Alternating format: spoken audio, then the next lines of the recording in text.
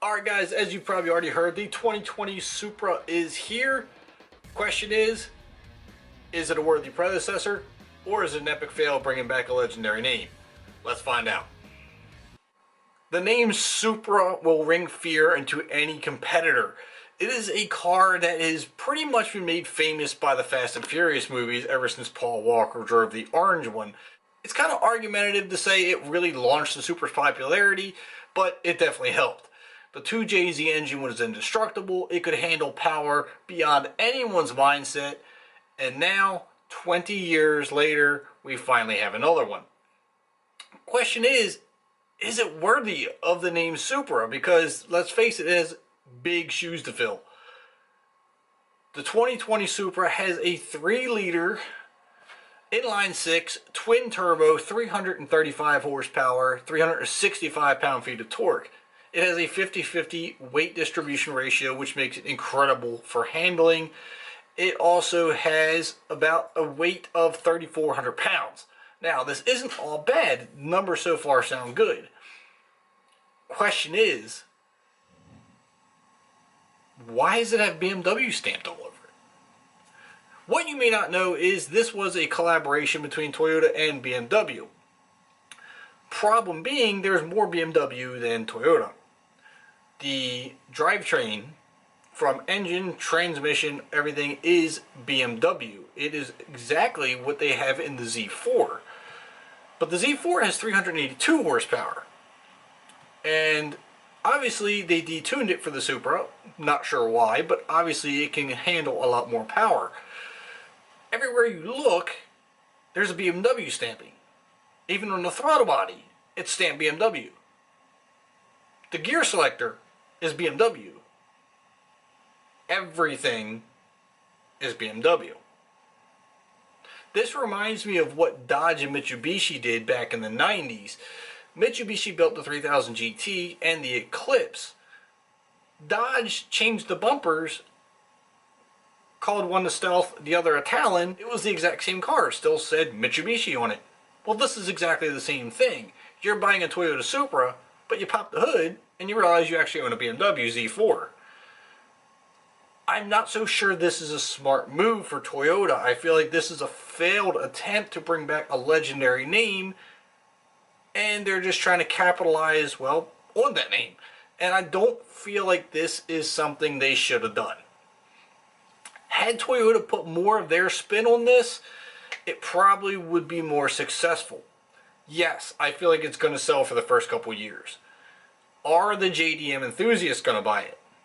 No, I don't think they will.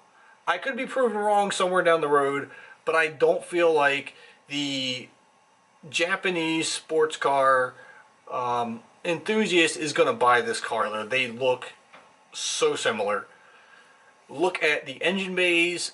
There is the exact same layout. Everything's in the exact same spot. BMW stamping on everything. There's really no getting away from it. This isn't something you can go and buy and say, I have the next generation Supra. This is something that if you do decide to buy it, it is going to be a nice sports car. It's going to perform really well. It has great performance numbers, but you can't go at this and think Supra. Don't put a name on it.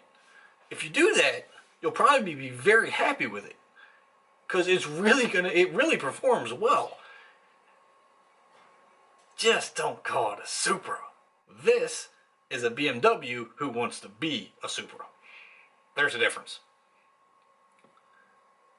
Now that I got my rant out of the way, let's look at what else there is. The transmission is an 8-speed auto, no option for a manual.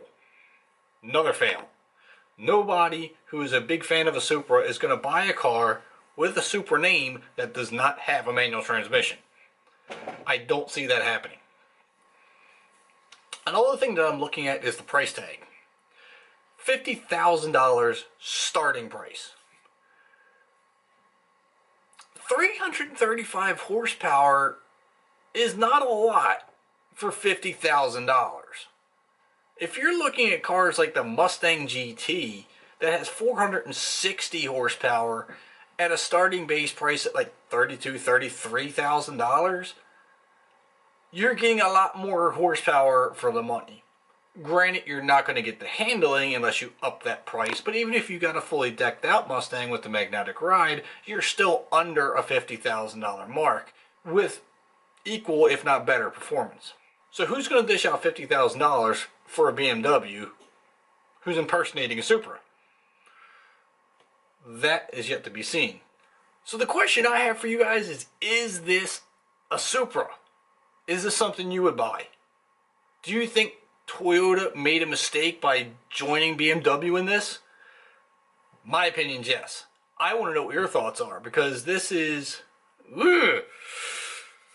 JDM controversy. Only time's going to tell whether or not this is going to be a failed attempt, or if I am completely wrong. None of what I say matters. None of what I say is true. And, well, it actually sells. I don't think it will. We'll have to see. I want to know what you guys think. Alright guys, I've ranted on long enough about this car. Make sure you hit that subscribe button. Give this video a thumbs up. Let's make this channel grow. All things automotive coming your way. Thanks for watching. Catch you next time.